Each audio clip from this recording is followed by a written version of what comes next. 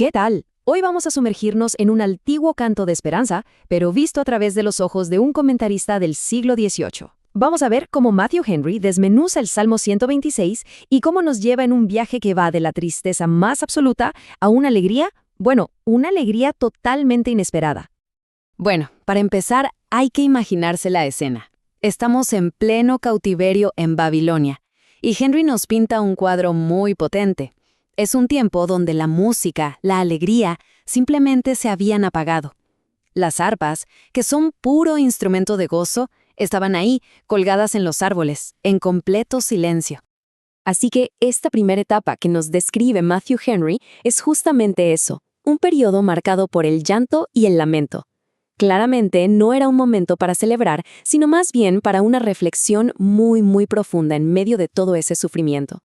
Ahora, aquí viene lo realmente interesante de la interpretación de Henry. Él explica que este cautiverio no fue un simple castigo y ya. No, él lo ve más como un proceso de refinamiento, ¿saben? Como cuando se purifica el oro en el fuego. El objetivo era, en el fondo, purificar y volver a enfocar la fe del pueblo, restaurar esa conexión con lo sagrado. Y entonces, de repente, ¡pum!, todo cambió. Lo que siguió fue un giro pero tan increíble, que parecía sacado de un sueño. Un momento en el que la situación se dio vuelta por completo. El cambio fue brutal, casi de un día para otro. Esa tristeza y ese silencio que habían definido su vida entera fueron reemplazados, así nomás, por risas y cantos. Un vuelco emocional total. Es que el shock de esa libertad repentina fue tan grande que no se sentía real. Henry hace mucho hincapié en esta frase para mostrarnos que la gente apenas podía creerlo. Era como estar en un sueño, dudando si esta nueva realidad era de verdad o no. Y esta analogía que usa es brillante para que entendamos la magnitud de ese alivio. O sea, es como pasar de un dolor terrible a estar sano en un instante. O literalmente, sentir que se vuelve a la vida. Así de profundo era el éxtasis y la alegría que estaban sintiendo. Pero la cosa no quedó ahí. Este evento increíble no fue un milagro privado, para nada. Su impacto fue mucho más allá. Se convirtió en un espectáculo público, un testimonio para todas las naciones de alrededor. Sus antiguos enemigos, sí, esos mismos que se habían burlado de su desgracia, ahora no tenían más remedio que ser testigos de este giro impresionante del destino. Era imposible ignorarlo. Y lo más notable es que estos mismos observadores, los de afuera, se vieron forzados a reconocer que había una fuerza superior detrás de todo. Tuvieron que admitir que el Dios de Israel había hecho algo que sus propios dioses, simplemente no podían hacer. Y aquí Henry nos señala una diferencia que es clave. Los paganos lo vieron como simples espectadores, diciendo, Dios ha hecho grandes cosas por ellos. Pero el pueblo de Israel lo vivió en carne propia, como protagonistas, y por eso declaraban con una alegría inmensa, ha hecho grandes cosas por nosotros. Esto muestra perfectamente la diferencia entre ver algo de lejos y vivirlo personalmente.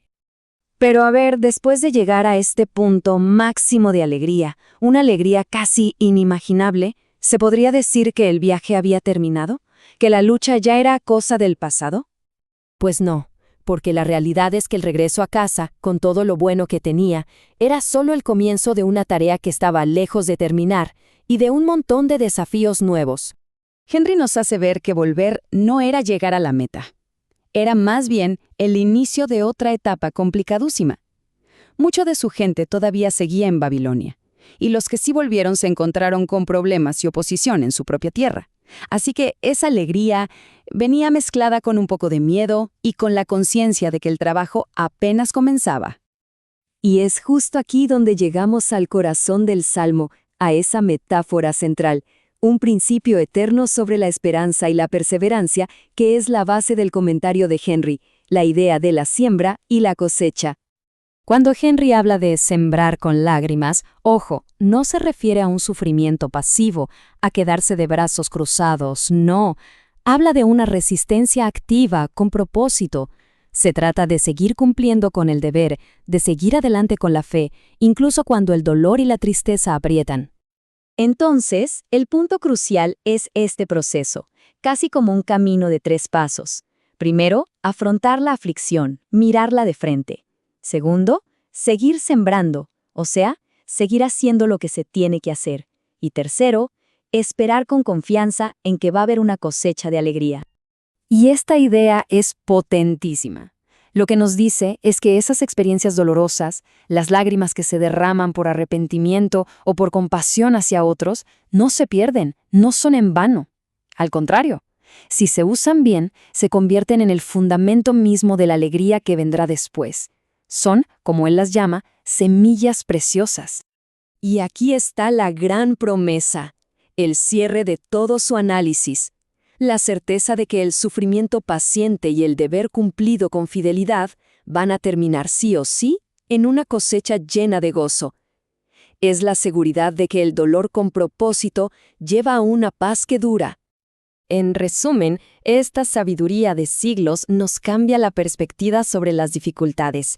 Nos enseña a ver los malos momentos no como el final del camino, sino como una parte fundamental de un proceso mucho más grande, como esa siembra que es absolutamente indispensable para el gozo que está por llegar. Y esto nos deja con una reflexión final muy poderosa. Nos invita a pensar en cómo las propias luchas, esas siembras con lágrimas que cada uno atraviesa, podrían ser en realidad el terreno fértil para esas futuras e inesperadas cosechas de alegría.